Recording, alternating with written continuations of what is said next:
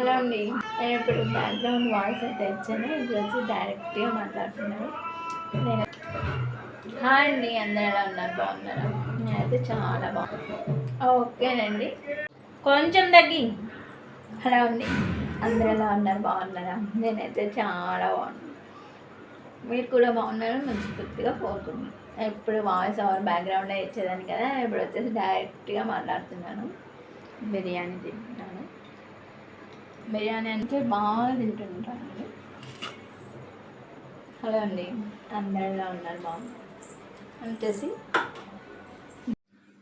చూశారు కదా అండి.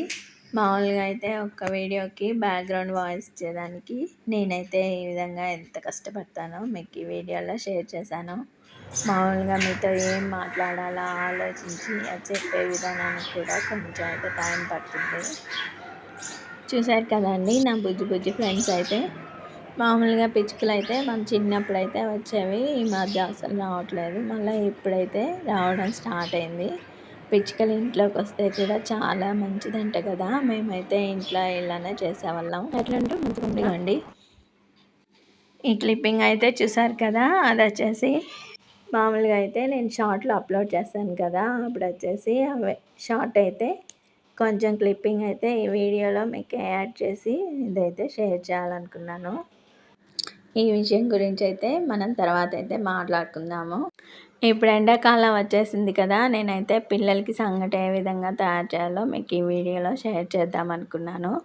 ముందుగా రైస్ అయితే బాగా మెత్తగా కుక్ చేసుకొని తర్వాత ఒక కప్పు రాగి పిండి అయితే వేసుకొని, రాగి పిండి డైరెక్ట్గా అయితే గెలవకూడదండి.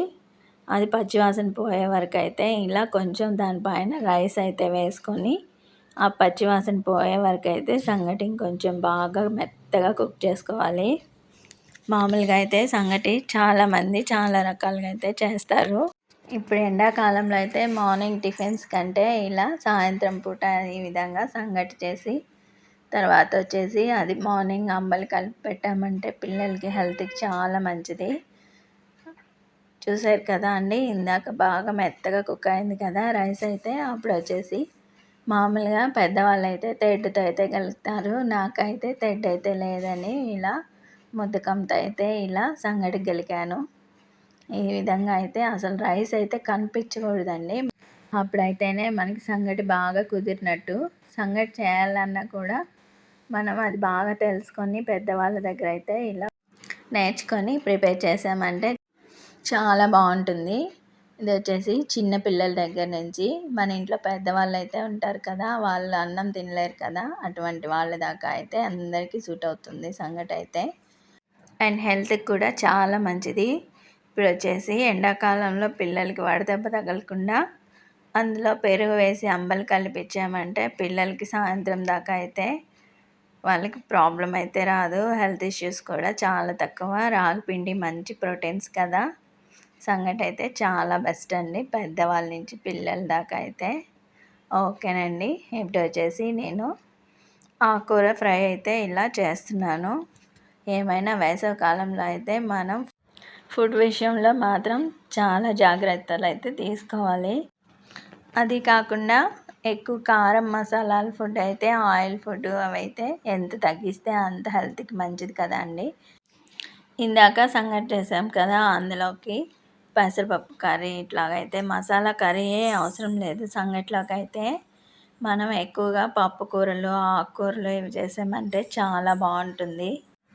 ఓకేనండి, ఎండాకాలంలో అయితే మనం ఎక్కువ మసాలా కూరలు జంక్ ఫుడ్స్ ఇవైతే పిల్లలకి ఎంతవరకు వీలవుతుందో అంతవరకు అయితే అవాయిడ్ చేసి మనం ఇలా హెల్తీ ఫుడ్ అందించామంటే వాళ్ళకి ఎండాకాలంలో ముఖ్యంగా ఎగ్జామ్స్ రాసే పిల్లలకి ప్రతి ఒక్కరికి బయటకు వెళ్తారు కదా, ప్రతి ఒక్కరికైతే హెల్త్కి చాలా మంచిది. ఇలా పిల్లల విషయంలో స్టడీస్ విషయంలో అయితే మనం ఎంతో కేరింగ్ అయితే తీసుకుంటాం కదా, అలాగే వాళ్ళ ఫుడ్ విషయంలో కూడా చాలా జాగ్రత్తలు అయితే తీసుకోవాలి. మామూలుగా అయితే పిల్లలకి సార్లు టీచర్స్ అయితే చెప్తారు కదా, హెల్త్ ఇష్యూస్ వస్తాయి, చదువు మీద కాన్సన్ట్రేట్ చేసి సరిగా ఫుడ్ టైంకి తీసుకోకపోతే కూడా చాలా ప్రాబ్లమ్స్ అయితే వస్తాయని చెప్తారు కదా. అదేవిధంగా ప్రతి ఇంట్లో తల్లి అయితే వాళ్ళని ఎంతో కేరింగ్ అయితే చూసుకోవాలి. ఇప్పుడు వచ్చేసి ఇదిగోండి లంచ్ అయితే ప్రిపేర్ అయిపోయింది కదా. ఇప్పుడు మార్నింగ్ నేను పిల్లలకి పాలైతే కలిపి ఇవ్వడం లేదు. ఇప్పుడు మామూలుగా అయితే సమ్మర్ సీజన్లో పిల్లలకి ఉదయాన్నే పాలు ఇవ్వకుండా ఆ పాలు ఈ విధంగా జ్యూస్లో యాడ్ చేసి ఇచ్చామంటే వాళ్ళ హెల్త్